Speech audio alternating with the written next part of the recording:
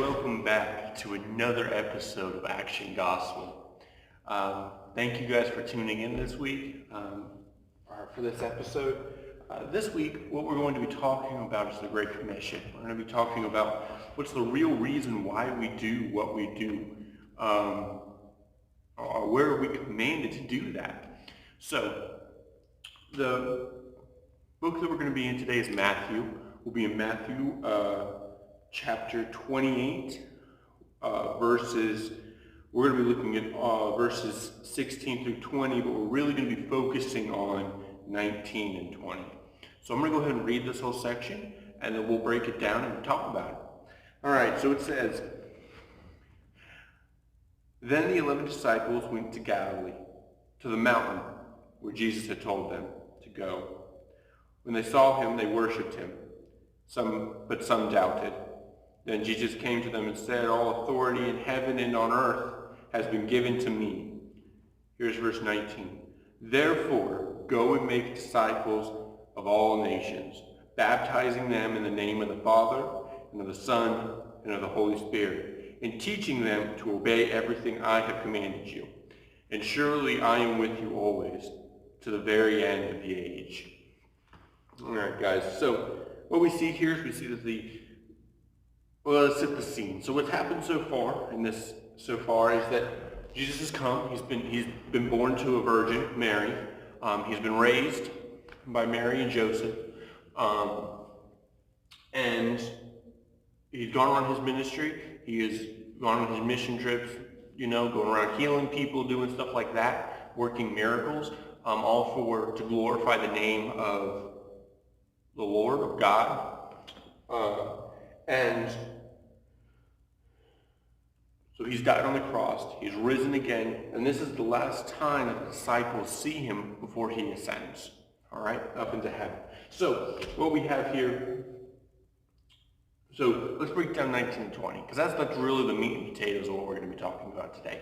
So 19, therefore go and make disciples of all nations. That's why there are a lot of churches that have denominations, I should say, that have mission boards. They have boards of people that their ministry is missions, sending people out, both internationally and here within the country.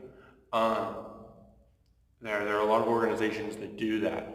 I've got plenty of people that I used to go to church with that's what their ministries were, is they worked with an organization that sent young people out into the world to preach his name. And that's what they're doing. They're making disciples. They're showing these people the love of God and his mercifulness and his grace. So that's that part. It says, baptizing them in the name of the Father, and of the Son, and of the Holy Ghost, Spirit. So what we get here is this is kind of a conflicting, or a topic of conflict, I should say. Depending on what denomination you see yourself as, there's a lot that have some different views on this. I'm going to tell you what my view is and what my conviction is on this. So baptism isn't necessarily, you don't need it to be saved. That's what we'll say. If I were to go into a hospital today and God was to use me to save a man or a woman on their deathbed, and they sit there and they make the prayer, they say, I want God to be in my life, and they pray that prayer, and then they die before they're able to be baptized, they still go to heaven. Salvation doesn't come when you're baptized. It comes when you make that decision to follow Christ. The baptism is an outward showing of inward change. But we're commanded to baptize people, to more so let that inward change be known to fellow believers, to the world, so that we are recognized as Christians. And then it says, and teaching them to obey everything I have commanded commanded you. This is important, guys. A lot of times what we see is we see people go, we see there's a lot with like youth missions and stuff like that, or short-term mission trips where people will go, they make disciples, and then it says there's no church, no structure for them to continue to be growing. It would just be trying to think of a good analogy to show with this, but so if I were to go and, well, let's say we go back into that hospital, and there was sort of an older or someone on their deathbed, we'll go to someone that's minor injuries, they're just going to be there a couple of days, but I'm able to share the gospel with them, and they live in, I'm able to get their number, we stay in touch with them. My job, or my conviction as a Christian, is to continue following up on with them, continue to mentor them. And it should be the same with you, these people that you see in your everyday life that maybe you've gone ahead and you've made that next step and you've reached out to them and you go, you know what, this is why I'm different. Maybe they've asked you that question, why are you different? And you were able to show them, this is why I'm different. This is who I believe in. When they make that choice, if they make that choice with you, or even if when you find out that choice has been made, your job as a Christian is to reach back out to them and be like, congratulations, welcome, welcome. Anything you need, I'm here. And you should continue to be there for them to help encourage them in their faith. Because as I believe I've said here, Christianity isn't easy. It's not an easy road. It's not called the narrow road for a reason.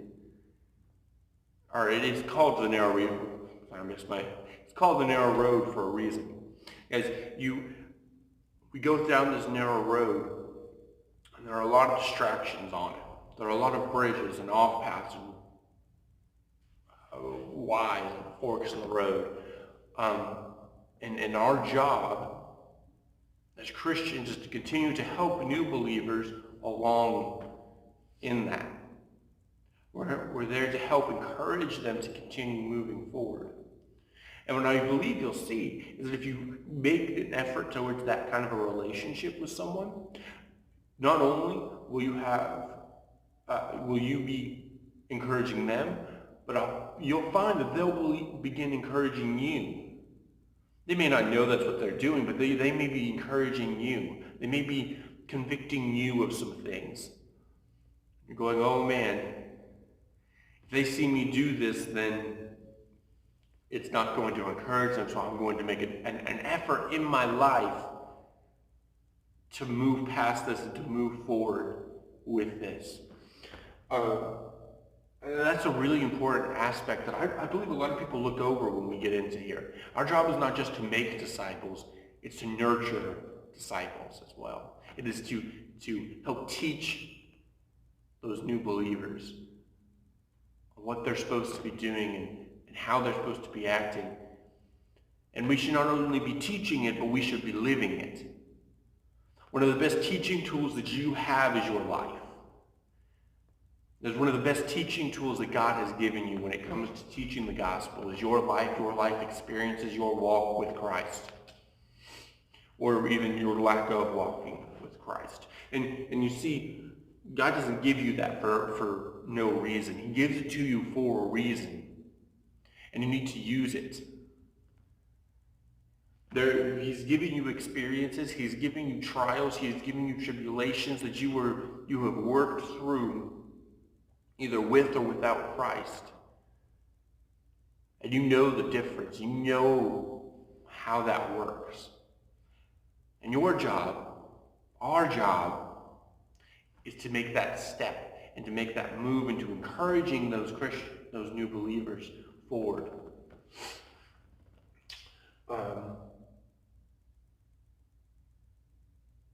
And here's the last part of this. It says, and surely I am with you always to the very end of the age. Guys, we're not doing this alone. We can't do this alone. Everything we do through the power of Christ. I want you to remember, I want you to keep this in your mind, that every person that makes a decision in your presence wasn't saved by you. They were saved by Christ, by Jesus, by God. God did the saving. He just used you as a tool. He used you as a vessel to get his word out to them. And I think that's really important, because too many times, what will happen is someone will get saved in our presence and be like, oh my goodness, I saved them. You had a part in that play. You had a part in their salvation. But God did the saving. I think that's important, because too many times this will happen and we start to get big heads. And we start to try to count and be like, oh, well, I've saved 30 people in the last 2 months. Look at me. And that's not what it's about. If you're just doing this to get the numbers, you're doing it for the wrong reason. You should be doing this so that these people have a meaningful and real relationship with God. You should be investing your life into these people, because God invested his time on earth. Jesus invested his time on earth for you. And how can we do anything less than that? How can we try voluntarily do any less than that? We should be here to continually be investing our life into the furthering of his kingdom. So, I hope this has been eye-opening to you, at least. This is a section of scripture that gets preached a lot. There are a lot of denominations that this one section is like their mission call, and they do the whole 19 and 20. But I think too many times we really just focus on 19. We don't dig into verse 20. And I think that's important. I really do. Guys, thank you again for tuning into this episode. I know we've had a couple of really much shorter episodes in the last couple, and they may continue to be a little bit shorter for a little while.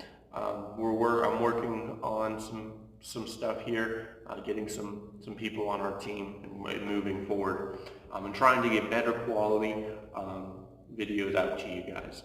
So, again, thank you guys for tuning in to this episode of Action Gospel. If you guys want to reach out to us, there are the 3 ways that we talk about every time. You can leave a comment here on YouTube. You can go over to our Facebook page. There's a little blue little button that says message me. Send us a message, or you can email us at actiongospeloffice@gmail.com. And you can use those platforms to reach out to us with your prayer request. You can reach out to us for suggestions that you may have, topics that you want us to talk about. If you're interested in, or you have a suggestion for someone that you would like for us to bring up here and interview and talk to and mull over some stuff, that's awesome. Just shoot that stuff over to us, and we'll definitely get in touch and try to get something worked out. Again, thank you guys for tuning into this episode of Action Gospel. God bless.